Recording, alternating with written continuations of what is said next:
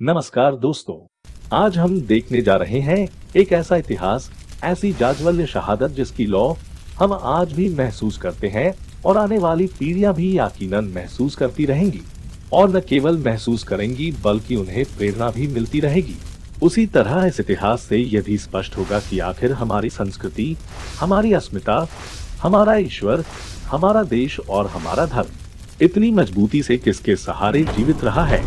यह इतिहास है मराठों के दूसरे छत्रपति श्री छत्रपति संभाजी महाराज की तेजस्वी और प्रखर हौतात्म्य का।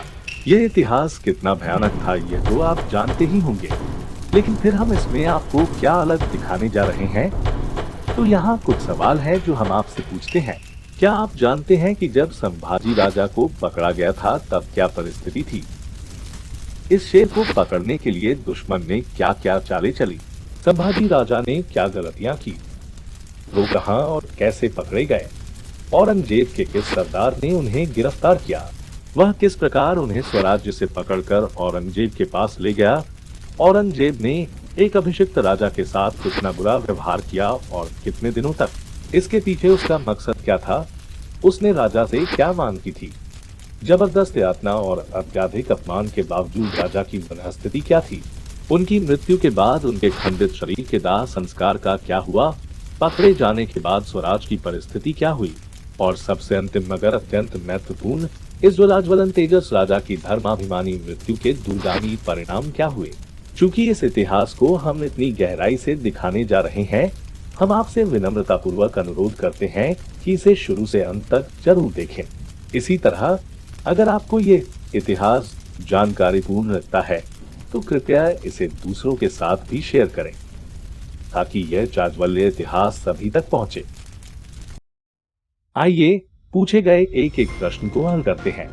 पहला सवाल, उस समय की परिस्थिति। उस समय औरंगजेब ने गोवलकोंडा के कुतुबशाही और बीजापुर के निजामशाही को निगल लिया, उनके बादशाहों को बंदी बना लिया और अब वह केवल हिंदवी स्वराज्य को निगलने के लिए न केवल जाल बिछा के बैठा था बल्कि अब वो जाल कसने लगा था। वह उस समय इतना चिढ़ा हुआ था क्योंकि उसने इस महायुद्ध की शुरुआत हिंदवी स्वराज्य को पहली टक्कर देकर ही की थी। औरंगजेब की सेना 5 लाख अनुभवी, जो समय के सबसे आधुनिक हथियारों से वाकिफ थे, और संभाजी राजा के पास केवल 60 से 70 हजार की सेना थी। लेकिन उस वज्र प्रहार को इस बहादुर राजा ने, जिसका अभी अभी राज तिलक हुआ था और उसने अभी अभी राजगद्दी संभाली थी, जिसकी उम्र उस समय सिर्फ 23 वर्ष की थी, जी हाँ सिर्फ 23 वर्ष, उसने सफलतापूर्वक पलटा दिया। आगे जाके तो वर्षों की लड़ाई के बाद भी संभाजी राजा को हरा नहीं सका। तो औरंगजेब इतना क्रोधित हो गया कि उसने गुस्से में अपने ही हाथों से अपने सिर से किमोन शाह ने अपने ताज तक को जमीन पर फेंक दिया और कसम खाई कि मैं तब तक इस किमोंश को, इस मुकुट को अपने सिर पर नहीं रखूंगा जब तक संभाजी को हद पार नहीं कर देता या उसे फाड़कर उसकी बोटी बोटी नहीं कर देता। संभाजी राजा ने ऐसा जबरदस्त कारनामा किया था, लेकिन अब वो स्थिति बदल चुकी थी। जैसा कि आप मैप में देख सकते हैं, औरंगजेब का राज्य पूर्व से पश्चिम यानी काबुल से बंगाल तक और उत्तर से दक्षिण यानी कश्मीर से मालवा तक फैला हुआ था। उस समय भी इस क्षेत्र का अधिकांश भाग उपजाऊ था। हिंदुस्तान को सोने की चिड़िया ऐसे ही नहीं कहा जाता था। इतने उपजाऊ क्षेत्र और फलते फूलते व्यापार के कारण औरंगजेब का साम्राज्य बहुत समृद्ध था। इसलिए वह इस अभियान पे दिल खोलकर पैसा खर्च कर रहा था और हिंदुपत बादशाही को अच्छे से फंदे में फंसा रहा था। इसके लिए जैसा कि ऊपर उल्लेख किया गया है, औरंगजेब की पकड़ इतनी मजबूत हो गई थी कि पुणे, शिरवल, शिवापुर, पाटस, पुरंदर, करहे पठार, करहाड़, सोलापुर, मंगलवेढा और सांगोला ऐसे अधिकांश भागों पर मुगलों का शासन शुरू हो गया था। उसने धन के बल पर स्वराज्य के किलों को भी हथियाना शुरू कर दिया था। आदिलशाही और कुतुबशाही, इन दो मित्र राष्ट्रों की हार के कारण संभाजी राजे और हिंदवी स्वराज्य अब अकेले रह गए थे। उसी तरह इन दो पराजित राज्यों के कुलीन और कर्तव्यपरायण सरदार भी उल्टी हवा के चलते दे चढ़ते सूरज से जा मिले और इसलिए औरंगजेब का सैन्य विस्तार और भी बड़ा हो गया था। औरंगजेब की अटकलों के मुताबिक इन महान विजयों ने उसकी सेना का मनोबल बढ़ा दिया था। उसकी अखंड विजयी घुड़दौड़ चल रही थी। इन्हीं के बल पर अब वो स्वराज्य और संभाजी राजे को निगलने के लिए व्याकुल हो उठा था। संभाजी राजा की स्थिति इसके ठीक विपरीत बन चुकी थी। राज्य का खजाना पहले से ही तनाव में था, क्योंकि औरंगजेब ने संभाजी राजा को लगातार युद्ध की स्थिति में रखा था। उसमें 1687 से राज्य में अकाल पड़ा था। लगातार 3 वर्षों तक स्वराज्य के लोग उचित फसल की कमी के कारण काफी संकट में थे, लेकिन साथ ही टैक्स वसूली की स्थिति न रहने से राज्य के खजाने पर इसका भी भारी प्रभाव पड़ा था। और दूसरी बात यह हुई कि संभाजी महाराज के एकनिष्ठ और स्वराज्य के बहुत वफादार सरसेनापति हम्बीराव मोहिते, एक वीर योद्धा जो कभी भी लूटे गए माल पर स्वार्थी नजर न रखने वाले, ईमानदार, कर्तव्यनिष्ठ, अपनी अंतिम सांस तक लड़ने वाले एक बहादुर योद्धा, दिसंबर 1687 में मुगल सरदार सर्जे खान के खिलाफ लड़ते हुए तोप का गोला लगकर धराशायी हो गए और मानो संभाजी महाराज का दाहिना हाथ ही कट गया।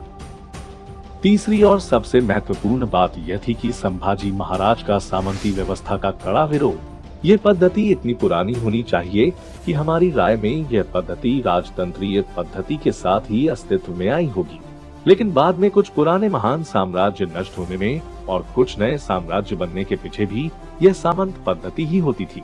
लेकिन एक बात हम पक्के तौर पर कह सकते हैं कि आखिरकार इस देश को समय समय पर गुलामी सहनी पड़ी, उसका मूल कारण स्वार्थी सामंतवाद या वतनदारी पद्धति ही थी।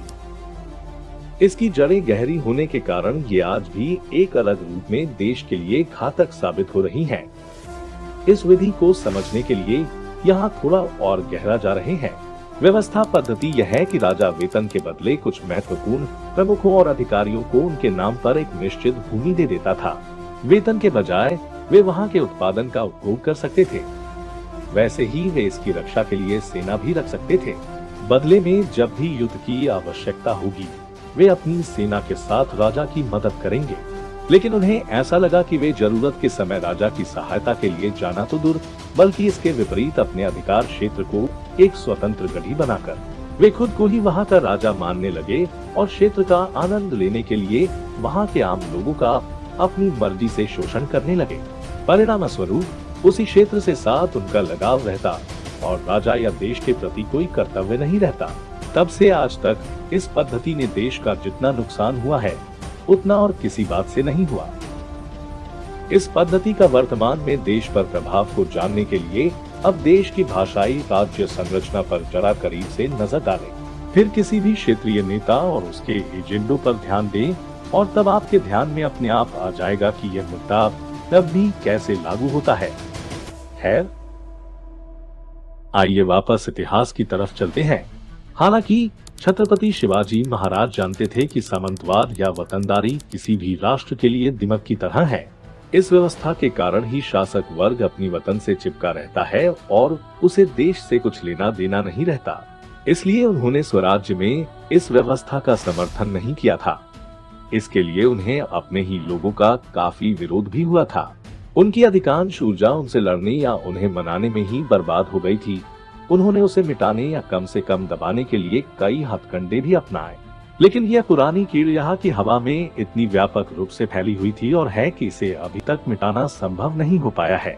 लेकिन ऐसा तब होना संभव था क्योंकि महाराज के बाद उनके पितृभक्त राजकुमार, जो अपने पिता के दिल में बसे हिंदवी स्वराज्य का अर्थ पूरी तरह से समझते थे, उन्होंने इसे मिटाने की ठान ली थी। उन्होंने इसे पूरे जोश के साथ आगे बढ़ाया।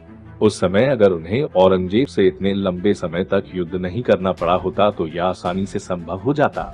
वह छत्रपति शिवाजी महाराज के हिंदवी स्वराज्य का सार जानने वाले पहले और अंतिम उत्तराधिकारी साबित हुए, क्योंकि वे ही एक थे जिन्होंने छत्रपति शिवाजी महाराज के बाद इसे अपनी अंतिम सांस तक मिटाने की कोशिश करते रहे। और तब से अब तक किसी भी शासक ने इस समस्या को महसूस किया, लेकिन किसी ने भी इस कीट को मिटाने का प्रयास नहीं किया। परिणाम स्वरूप आगे जाके भले ही पूरे हिंदुस्तान का राजतंत्र थामने के लिए मराठों के हाथ काफी मजबूत थे, लेकिन अंग्रेजों ने उन्हें हराने के लिए भी उसी कीट का इस्तेमाल किया और हिंदुस्तान को वापस गुलामी में धकेल दिया। तो समझिए कि देश के लिए इस कीट का पूरी तरह से सफाया करना कितना जरूरी है। लेकिन इन सभी दुर्भाग्यपूर्ण पृष्ठभूमि के खिलाफ यह शापित राजकुमार दो चीजों के मामले में बहुत भाग्यशाली था। उसमें से एक पीठ पीछे मजबूती से खड़ा सह्याद्री पर्वत और दूसरी थी बड़े ही सम्मान, विश्वास और उतने ही प्यार से सीने से लिपटी हुई सर्वसामान्य जनता। इन दोनों के ईमानदार साथ के कारण ही यह राजा विपरीत परिस्थिति से भी टक्कर लेने के लिए हमेशा तैयार था। तो आज भी यह राजा, आज भी यानी 1 फरवरी 1689 को संभाजी राजा जो क्षेत्र हाथ में बचा था उसे अपने नियंत्रण में रखने की पूरी कोशिश कर रहे थे। और इसी वजह से विशालगढ़ उर्फ खेलवा दूर की मरम्मत का काम दिन रात वह खुद की देखरेख में करवा रहे थे। औरंगजेब के सामने अब केवल एक ही लक्ष्य बचा था, तो उसने संभाजी महाराज का पता लगाने के लिए अपने कुशल जासूसों को उनके पीछे लगा दिया। औरंगजेब को इन जासूसों से खबर मिली कि संभाजी राजा बहुत कम सैनिकों के साथ विशालगढ़ क्षेत्र में काम कर रहे हैं और इसमें उसे संभाजी राजा को जीवित पकड़ने की अपनी योजना में सफलता का स्पष्ट संकेत दिखा। उसने तुरंत पन्हालगढ़ के अभियान पर तैनात अपने प्रमुख सरदार मुकर्रम खान को इस अभियान पर भेज दिया।